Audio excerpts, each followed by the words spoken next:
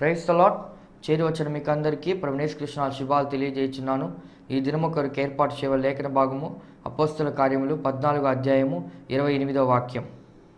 పిమ్మట వారు శిష్యుల యొద్ద బహుకాలము గడిపిరి. Praise the lord. దేవునికి స్తోత్రం.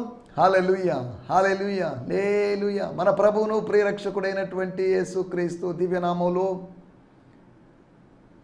మన నెల్లూరు పట్టణములో ప్రసారమవుతున్నటువంటి శాంతి టీవీ అనేటువంటి మన channel it's time to change అనేటువంటి క్యాప్షన్తో మోటోతో వచ్చినటువంటి ఈ ఛానల్లో ప్రసారమవుతున్నటువంటి ఆయన హెచ్చవలసి ఉన్నది, హీ మస్ట్ ఇంక్రీజ్ అనేటువంటి అనుదిన ఆత్మీయ కార్యక్రమ వీక్షకులైన మీ అందరికీ, ఆత్మీయ బంధువులైన మీ అందరికీ నా హృదయపు లోతులో నుంచి ప్రత్యేకమైన వందనాలు, శుభాలు తెలియజేస్తున్నాను.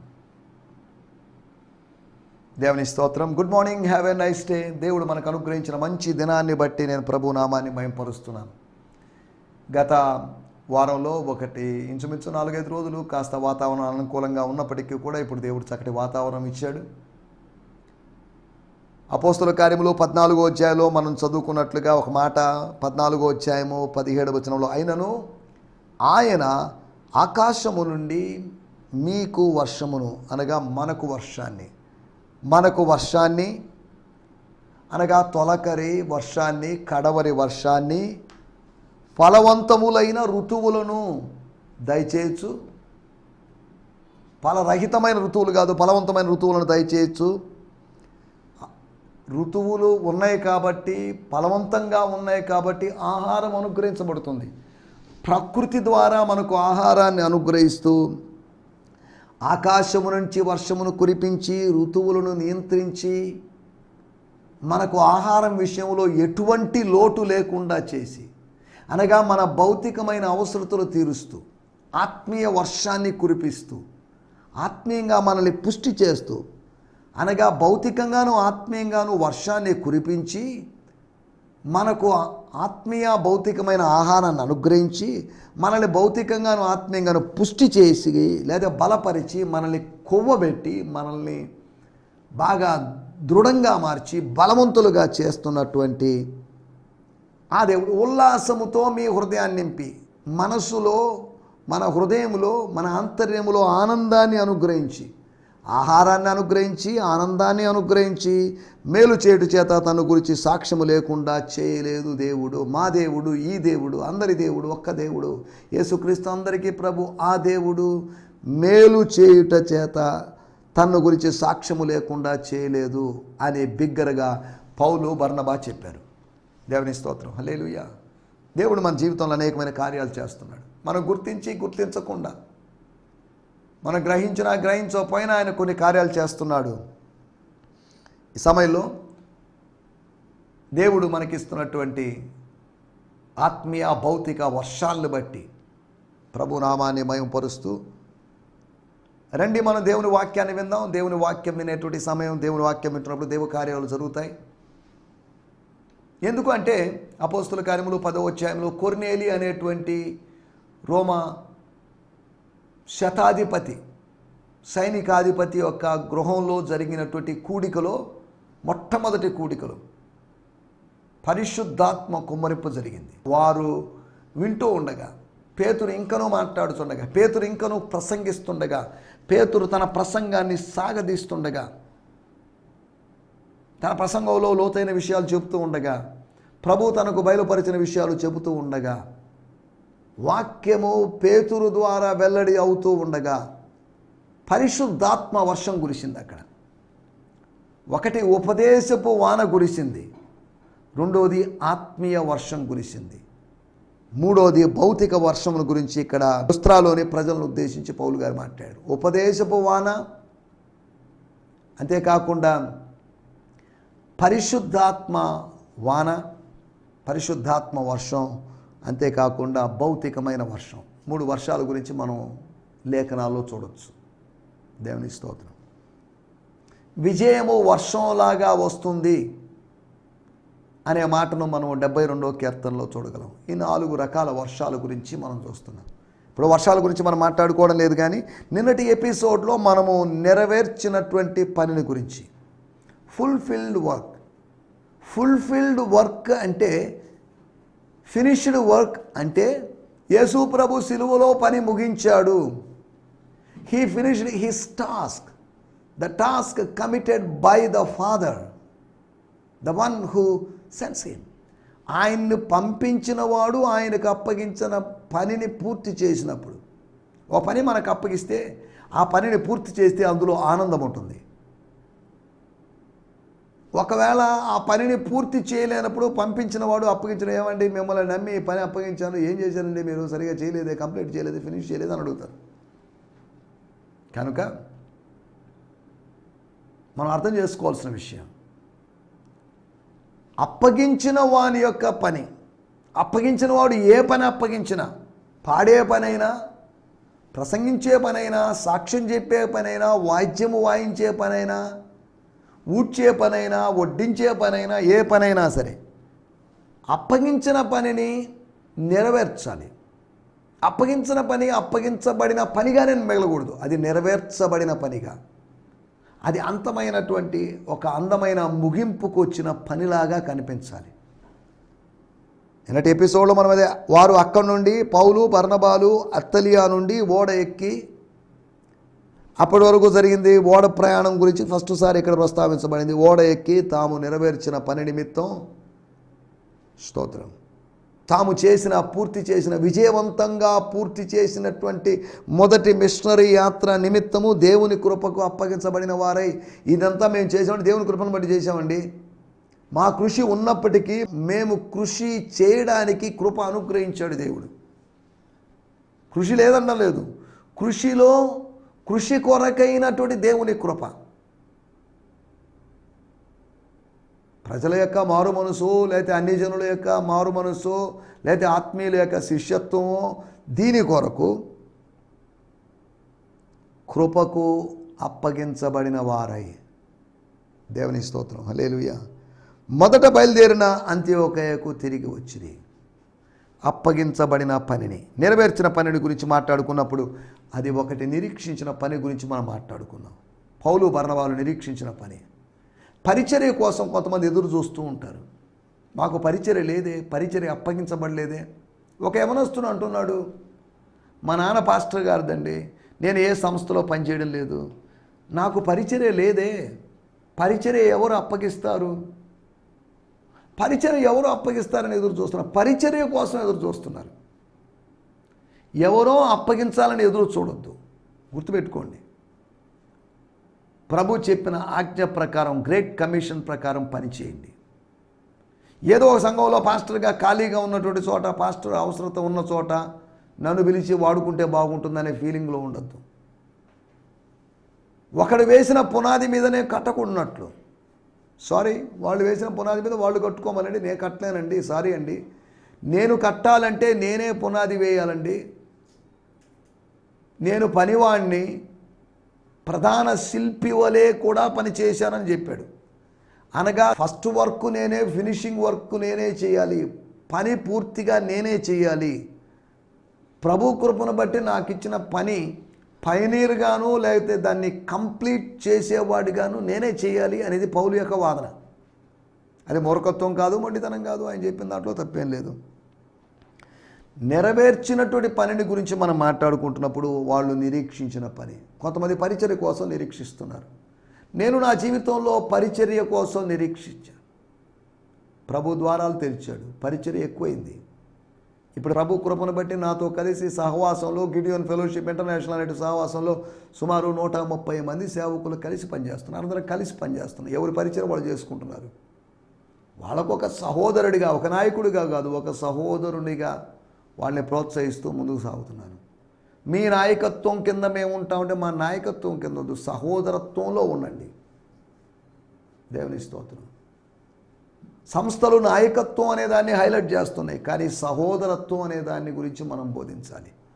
బ్రదర్హుడ్ని గురించి మనం బోధించాల్సిన అవసరం ఉంది. రెండోది, నిలిపివేయాల్సినటువంటి పని, స్టాప్ చేయాల్సిన పని. ఇక అది జరగడం వల్ల ప్రయోజనం లేదు. కొన్ని చోట్ల పని వలన ఇతరులకు డిస్టర్బెన్సే. ఓ 10 సంఘాలు ఉన్న చోటకే దేవుడు పంపించాడు, దేవుడు వెళ్ళమని చెప్పాడని చెప్పి వచ్చి చేసినప్పుడు ఈ 10 కాకపోయినా 10లో కొన్నిటినైనా కొన్ని చర్చస్నైనా వచ్చిన కొత్త వారు డిస్టర్బ్ చేయకుండా పోరు. చూడండి, బీడు భూముల వైపు ఎవరు మనసు చూపించడం లేదు, దున్నని భూముల వైపు చూడడం లేదు, అంతా బాగా పండిన భూముల వైపే దృష్టి పెట్టినారు. ప్రజలు త్వరగా ఎక్కడ క్రిస్టియన్ కాలనీల మీద దృష్టి పెట్టారు కానీ అన్ని జనుల యొక్క అగ్రహారాల మీద దృష్టి పెట్టలేకపోతున్నారు. వెళ్ళగలిగి ఉండాలి, అందరి దగ్గరికి వెళ్ళి. మీరు సర్వలోకానికి వెళ్ళండి, మీరు క్రిస్టియన్ కాలనీల్లోకి వెళ్ళండి అని కాదు, మీరు సర్వలోకానికి వెళ్ళండి. సమస్యలు ఉంటాయి, అగ్రహారాల్లో అపనిందలు ఉంటాయి, అగ్రహారాల్లో అవమానాలు ఉంటాయి, అగ్రహారాల్లో అనర్థాలు కూడా ఉంటాయి. వెళ్ళండి, నో ప్రాబ్లం. అగ్రహారమైనా నిమ్నహారమైనా లేదా ఏ ఆహారానికైనా వెళ్ళండి, మీరు అన్ని చోట్లకి వెళ్ళండి. తారతమ్యం లేకుండా ప్రతి చోటకి గాస్పల్ చేరాలి అనే ఉద్దేశంతో మీరు ప్రకటించండి. Preach gospel everywhere. దేవుని స్తోత్రం, హల్లెలూయా. నిలిపివేయాల్సిన పని ఉంది. దాని గురించి మలాకీ గ్రంథము 1వ అధ్యాయము 10వ వచనంలో మనం మాట్లాడుకున్నాం. దేవుని ఆలయములోని బలిపీఠం మీద నిరర్ధకంగా వేస్ట్గా అగ్ని రగులుకుంటుంది, రాజుకుంటుంది. దానివల్ల ఏం ప్రయోజనం?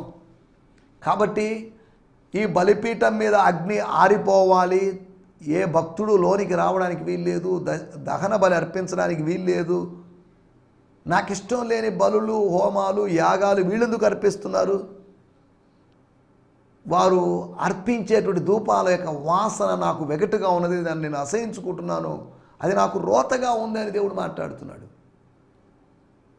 మన యొక్క భక్తి, వేషధారుల యొక్క భక్తి దేవునికి అసహ్యంగా ఉంటుంది, ఆగ్రాణించే విధానంగా ఉండదు.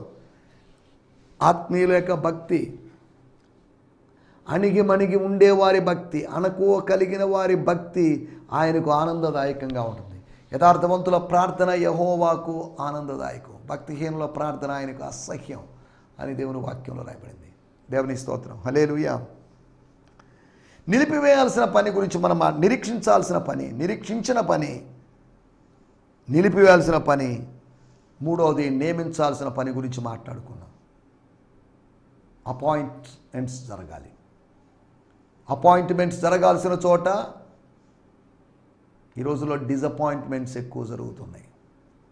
కాబట్టి డిసప్పాయింట్మెంట్స్ కాదు, డిసప్పాయింట్మెంట్లో ఉన్నటువంటి మొదట 3 అక్షరాలైనటువంటి డిఐఎస్, డిస్ అనే దాన్ని డిస్మిస్ చేసుకొని మనము ముందుకు సాగుదాం. తర్వాత నివేదించాల్సినటువంటి పని. చేసావు, పని చేసావు, ఏం పని చేసావు? What is the proof? చేసామన్నానికి ఏదండి గుర్తేది? ఏది రిపోర్ట్? ఏది ఫోటోలు? ఏవి ఆడియో? ఏది లేదా ఇంకేదైనా సాక్ష్యాలు? ఏవి ఏమి లేకుండా పని చేసామంటే ఎలాగా? దేవుని స్తోత్రం, హల్లెలూయా. సంఘానికి, సేవకులు, అపోస్తులు, స్థానిక సంఘానికి, అంత్యోక్యల సంఘానికి బాధ్యులై, జిమ్మేదారి అన్నారు హిందీలో, బాధ్యత కలిగిన వాళ్ళై వాళ్ళు ఆ పనిని ఇలా చేశామండి, ఇలా చేశామండి. వాళ్ళు సంఘం వాళ్ళందరూ మీరు అలా చేసినా, అలా చేయకూడదు, ఇలా చేయకూడదు అని సజెషన్స్ ఇవ్వలేదు. ఇలా చేసి ఉంటే బాగుండేది, ఇలా చేసి ఉంటే బాగుండేది, ఇంకా ఎక్కువ ఏం మాట్లాడేది. Yes, very good, you did a good job, మీరు మంచి పని చేశారు, well done, go for second missionary journey, go for third missionary journey అని సంఘము ప్రోత్సహించింది. దేవుని స్తోత్రం, హల్లెలూయా. నెరవేర్చిన పని గురించి, ప్రభు పనిని గురించి, ప్రభు పనిలో మనం నిరీక్షించడం గురించి, ప్రభు పనిని కొద్దిగా నిలిపివేయాల్సిన ప్రభు పని. పోటీతత్వంతో చేసేటువంటి ప్రతి పనిని నిలిపివేయాలి. పోటీతత్వం జంతువుల మధ్యలో ఉంటుంది, మన మధ్యలో ఉండకూడదు. పోటీతత్వంతో చేసే పనైనా, పగ తీర్చుకోవాలనో లేకపోతే ప్రతీకారాలతో చేసేటువంటి ఈ పనులని పక్కన పెట్టేసి నియమించాల్సిన పని, సెకండ్ జనరేషన్లోకి వెళ్ళాల్సిన పని గురించి, నెక్స్ట్ జనరేషన్లోకి వెళ్ళాల్సిన పని గురించి మనం ఆలోచిద్దాం. అంతేకాకుండా నిరూపించాల్సినటువంటి, నివేదించాల్సిన పని గురించి కూడా ఆలోచిద్దాం. ఇన్ని పనుల గురించి ఆలోచించాం. ఈరోజు మనం ధ్యానించుకోబోతున్న మాట అపోస్తుల కార్యములు 14వ అధ్యాయము 28వ వచనం. Book of acts 14th chapter verse 28.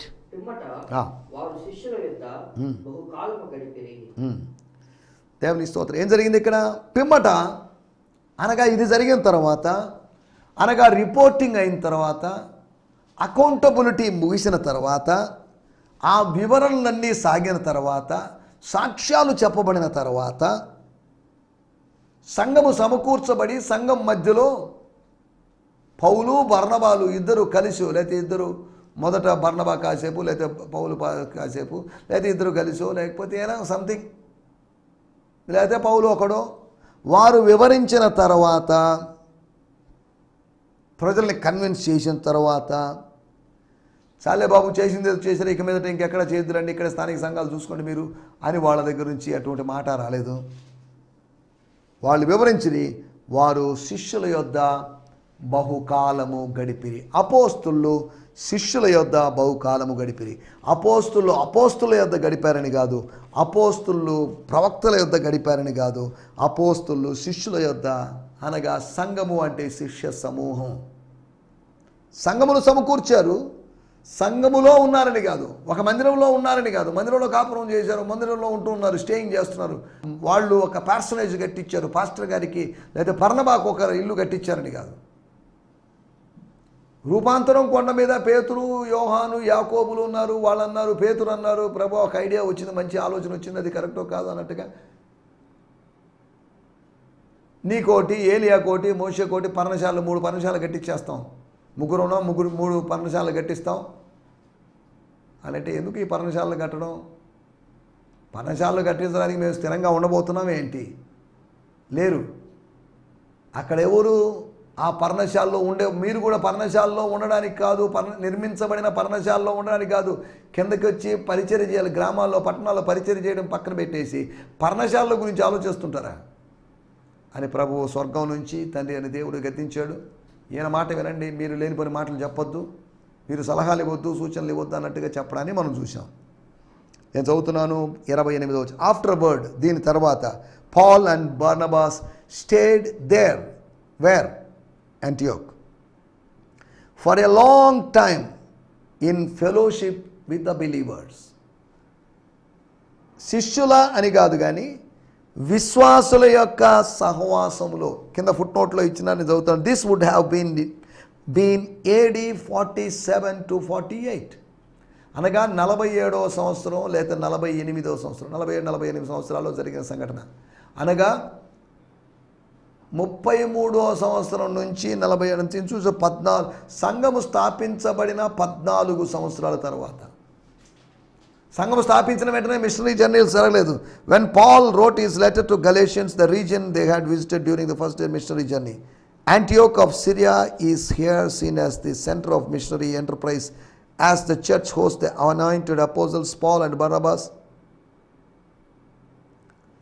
For many centuries, Antioch of Syria was considered a major Christian center. Into the 4th century, it was noted as having schools of theology and institutions of learning.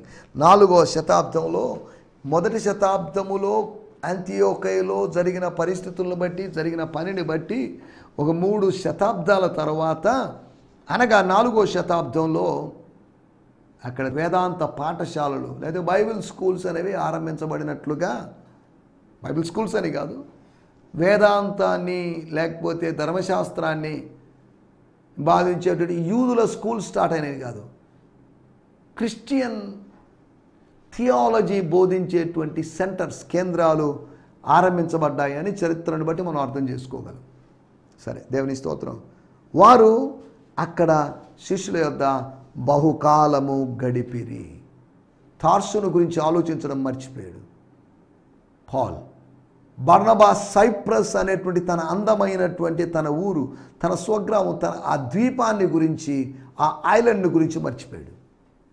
సైప్రస్ను గురించి, తార్సస్ను గురించి ఆలోచించడం మర్చిపోయి, బహుకాలం ఉన్నప్పటికీ కూడా ఇక్కడ short term machine, ఇంచుమించు ఒక 3 years 4 years ఉండి ఉంటారు. బహుకాలం అంటున్నప్పుడు ఒక మాట నేను మీకు జ్ఞాపకం చేస్తాను.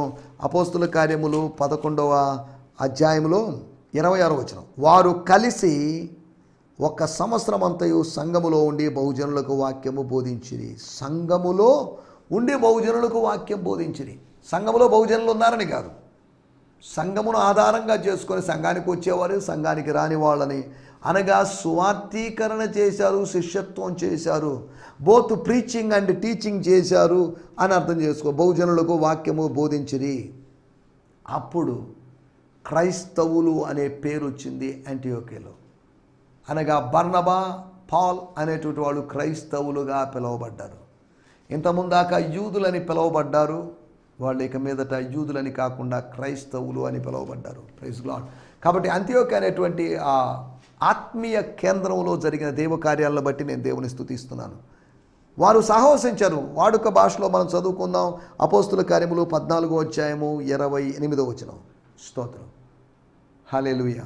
అనగా అపోస్తుల కార్యములు 14వ అధ్యాయంలోని చివరి వాక్యం. వారు అక్కడున్న శిష్యులతో చాలా కాలము గడిపారు. బయట ఉన్న శిష్యులతో కాదు, లోకల్ డిజైపుల్స్తో, నేటివ్ డిజైపుల్స్తో. బయట నుంచి వచ్చిన మిషనరీలు అందరూ కలిసి ఉన్నారని కాదు, వీళ్ళతో కలిసి ఉన్నారు. ఈ మన టైటిల్ సహవాసం, ఫెలోషిప్. దీంట్లోంచి 4 విషయాలు నేను మీకు జ్ఞాపకం చేస్తాను. ఈ సహవాసంలో ఏం జరిగింది, అపోస్తుల యొక్క సహవాసంలో ఏం జరిగింది. అపోస్తుల కార్యం 2వ అధ్యాయం 42వ వచనం. వారు బోధ యందును, అపోస్తుల బోధ యందును, సహవాసమందును, రొట్టె విరుచుట యందును, ప్రార్థన చేయుట యందును ఎడతెగక ఉండిరి. దేవుని స్తోత్రం. అక్కడ రాయబడిన మాటలు. ఈ రోజుల్లో వాళ్ళు ఇంతకాలం ఉండి వాళ్ళు ఏం చేశారు? తింటూ తాగుతూ ఎంజాయ్ చేశారా? చేసే స్వభావం కాదు వాళ్ళది. ఇంచుమించు 2 సంవత్సరాల దాకా మిషనరీ వర్క్ ఫుల్గా రెస్ట్లెస్గా, విరామం లేకుండా, బ్రేక్ లేకుండా వాళ్ళు వర్క్ చేశారు. ఇప్పుడు వాళ్ళు ఖాళీగా తింటూ తాగుతూ ఎలా ఉంటారు? వాళ్ళు మిషనరీ వర్క్ చేశారు. అపోస్తల కార్యములు 11వ అధ్యాయం 26వ వచనం మనం ఇందా చదువుకున్నాం. ఆ వాక్యాన్ని ఆధారంగా చేసుకొని వారు కలిసి, అనగా వాళ్ళు యాంటియోక్కి వచ్చారు, కలిసి 1 సంవత్సరం అంతా, ఇంచుమించు ఆల్మోస్ట్ 1 year వారు కలిసి 1 సంవత్సరం అంతయు సంఘములో, అంత్యోక్య సంఘములో ఉండి సౌలును వెదకుటకు తార్సుకు వెళ్ళి, తన ఊరికి వెళ్ళలేదు, తన ఊరి దగ్గరలో ఉన్నటువంటి తార్సుకు వెళ్ళి, ఇక్కడ ఎవరండి పౌలు అనేటువంటి అతను బ్రదర్ ఒక అతను ఉన్నారుగా అని కనుక్కొని వచ్చి అతన్ని తీసుకొచ్చి, కొన్ని రోజులు మనం ఉందాం, ఇక్కడ ఉందాం. నువ్వు దమస్కులో లేదా యెరూషలేములో శిష్యులు నిన్ను చేర్చుకోవడానికి భయపడ్డారు, ఓకే, కానీ ఇప్పుడు యాంటియోకేలో మాత్రం అటువంటి ప్రాబ్లం లేదు, నిన్ను యాక్సెప్ట్ చేస్తున్నారు కనుక కొంతకాలం ఉందో, let's stay here for few days. దేవుడు మాట్లాడేదాకా కనిపెడదాం. ఇంచుమించు ఇలాగైతే మొదటి మిషనరీ ప్రయాణం కోసం ఇంచుమించు వాళ్ళు ఒక 6-7 సంవత్సరాల పైనే వాళ్ళు ఎదురు చూసుంటారు. ఆ మిషనరీ జర్నీ సడన్గా జరిగింది కాదు, దాని వెనకాల ఎంతో ప్రార్థన ఉంది. సంఘం యొక్క ప్రార్థన, పౌలు బర్నబాల యొక్క ప్రార్థన ఉందని అర్థం చేసుకోవాలి. మొట్టమొదటి విషయం, సహవాసంలో వాళ్ళు బోధిస్తూ ఉన్నారు. They were being preached, they were preaching the word of God in that fellowship. ఆ ఫెలోషిప్లో ఉండి, అరే మీరు సడన్గా వచ్చారు, మాకు ఆల్రెడీ పాస్టర్లు ఉన్నారుగా, మీరు ఎందుకండి బయట వాళ్ళు ఎందుకు రావడం కాదు. పరిచర్యలో ఇంకా గ్యాప్స్ ఉన్నాయి. ఎంతమంది అయినా రావచ్చు, చాలామంది రావాలి. ఉద్యోగాలు రిజైన్ చేసి రావాల్సిన అవసరం ఉంది, చాలామంది రావాలి. ఇంకా we need more pastors, more evangelist, more అపోజల్స్, more profits. దేవుని స్తోత్రం. More teachers. దేవుని స్తోత్రం. హల్లెలూయా. బోధిస్తూ ఉండడం. 2వ విషయాన్ని నేను మీకు జ్ఞాపకం చేస్తాను. అపోస్తుల కార్యములు 14వ అధ్యాయము 3వ వచనం. కాబట్టి ప్రభువుని ఆనుకొని, రెండోది వారు భారము మోపి చేయడం, బోధిస్తూ ఉండడం. సహవాసంలో బోధిస్తూ చేస్తూ ఉన్నారు సహవాసం. రెండోది భారము మోపి చేస్తూ ఉన్నారు. ఎవరి మీద భారము? తమ భారము, తమ బరువు. They lean upon the lord. వారు ప్రభువుని ఆనుకున్నారు. ఎవరి మనసు అయితే ఆయన మీద ఆనుకుంటుందో వాడిని పూర్ణ శాంతి గలవానిగా కాపాడుతావు అని యెషయా గ్రంథము 26వ అధ్యాయంలో 3వ వచనంలో చూడగలము. ప్రభువు మీద ఆనుకొని, అనగా ప్రభువు మీద భారము మోపి చేస్తూ ఉండాలి ప్రభువు మీద. 3వ విషయం, అనగా ఇది విశ్వాస జీవితం. 3వ విషయము 14వ అధ్యాయం 3వ వచనంలో రాయబడింది, ధైర్యముగా మాట్లాడుచు. పిరికి వాళ్ళు కాదు, భయపడిపోయి పారిపోయిన వాళ్ళు కాదు, వాళ్ళు పిరికి బందలు కాదు, టెన్షన్కి గురైపోయి నర్వస్గా ఫీల్ అయిపోయి నెత్తిగా మాట్లాడిన వాళ్ళు కాదు, ధైర్యంగా మాట్లాడిన వాళ్ళు. వాళ్ళకి ఆ ధైర్యం, వాళ్ళ భక్తి వాళ్ళకి ధైర్యాన్ని పుట్టించింది. భయము లేకుండా చేసిన సహవాసం అది. బోధిస్తూ సాగిన సహవాసం అది. భారము మోపి చేసిన సహవాసము. తర్వాత మూడోది భయము లేకుండా చేసిన సహవాసం. భయపడాల్సిన అవసరం లేదు. ఎందుకు భయపడాలి? వారిలో దేవుని ఆత్మ ఉంది కనుక దేవుని ఆత్మ ప్రవేశించాడు. వారు దాస్యపు ఆత్మను పొందలేదు, దత్తపుత్ర ఆత్మను పొందారు కనుక. వారు పిరికితనము గల ఆత్మను పొందలేదు కనుక శక్తి కలిగిన ఆత్మను పొందారు కనుక వాళ్ళు ధైర్యంగా మాట్లాడారు. దేవుని స్తోత్రం. హల్లెలూయా. 4వ విషయాన్ని నేను చెప్పి ముగిస్తాను. అపోస్తుల కార్యములు 20వ అధ్యాయము 34వ వచనం. అపోస్తుల కార్యములు 20వ అధ్యాయం 34. నాతో ఉన్నవారి నిమిత్తమును ఈ నా చేతులు కష్టపడినవిని నీకు తెలియను. నా అవసరాల నిమిత్తం, నాతో ఉన్నవారి నిమిత్తం, నా వ్యక్తిగతమైన అవసరాలు ఉన్నాయి, ఏదో తినాలి తాగాలి, ఏదో వస్త్రాలు చెప్పులు కావచ్చు, ఇంకేదైనా కావచ్చు. నాతో ఉన్నవారు బర్నబాస్ కానీ లేకపోతే శీలా కానీ ఇంకెవరైనా కానీ మా టీం మెంబర్స్ యొక్క అవసరాల నిమిత్తం మేము మిమ్మల్ని బతిమలాడలేదు. మీ ఎపేసి వాళ్ళని అడగలేదు, ఎవరిని అడగలేదు, మాకు డబ్బులు ఇవ్వండి అని అడగలేదు. మా ఫోన్పే నంబర్లు, మా గూగుల్ పే నంబర్లు మేము ఇవ్వలేదు.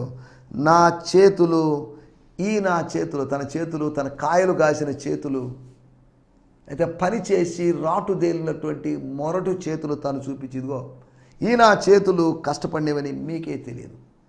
నేను చెప్పేది అబద్ధం కాదని మీకు తెలుస్తుంది, మీకు అర్థమవుతుంది. అనగా భారము లేకుండా, భారము మోపకుండా చేయడం, ఇతరులకు భారం కాకుండా చేయడం, భారము లేకుండా లేదా భారం కాకుండా చేయడం. అపోస్తలుడైన పౌలు తెస్సలోనిక పత్రికలో 2వ తెస్సలోనిక పత్రిక 3వ అధ్యాయము 8వ వచనములో మేమేం చేస్తున్నామంటే, ఎవరి దగ్గర ఫ్రీగా ఏమీ తీసుకోలేదు.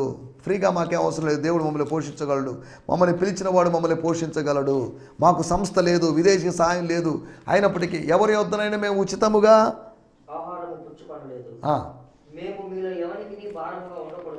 మేము మీలో ఎవ్వరికీ భారంగా ఉండకూడదని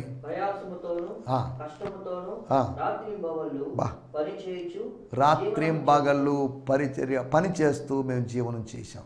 కాబట్టి సహవాసంలో బోధిస్తూ చేసేటువంటి సహవాసం, భారము మోపి ప్రభు మీద భారం మోపి చేసే సహవాసం, భయము లేకుండా చేసేటువంటి సహవాసం, భారం కాకుండా చేసే సహవాసంగా మన సహవాసాలు ఉండాలని కోరుకుంటూ అట్టి సహవాసపు అనుభవంలోకి దేవుడు మనందరినీ నడిపించునుగాక.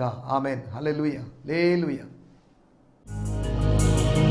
ఈ సందేశము మీకు ఆశీర్వాదకరంగా ఉందని నమ్ముచున్నాము.